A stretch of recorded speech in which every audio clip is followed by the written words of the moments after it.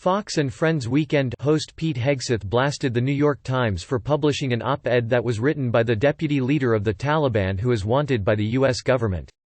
"It's such garbage, revisionist garbage," Hegseth told Fox and Friends. Hegseth went on to explain why he thinks the left-leaning paper published the op-ed. "The New York Times has been rooting, oftentimes rooted, for America to fail," Hegseth said.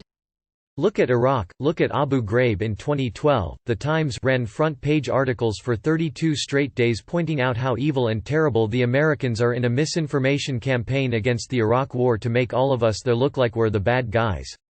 New York Times slammed for Taliban leader op-ed, feels like a leaflet flyover. When everyone knows 0.001% of the conduct that was done in the war was the type that was done by Abu Ghraib. They want to smear us, Hegseth said.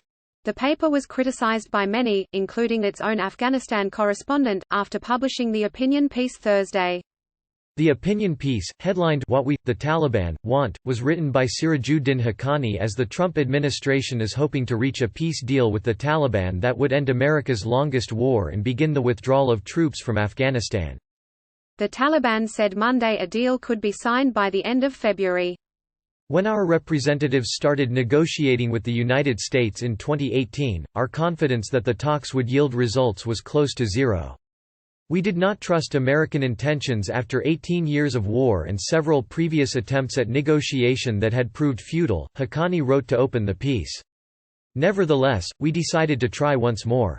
Haqqani accused Americans of flip-flopping and moving the goalposts when it comes to negotiations, claiming that the group even kept the door open when President Trump called off talks. New York Times senior correspondent in Afghanistan Mujib Mashal blasted his employer on Twitter. Click here for the Fox News app. Hegseth, a former Army National Guard officer who served in Iraq, Afghanistan and at Guantanamo Bay, stressed that the Taliban in Afghanistan has the most American blood on their hands of any group in the country. They invented the suicide bomber in Afghanistan.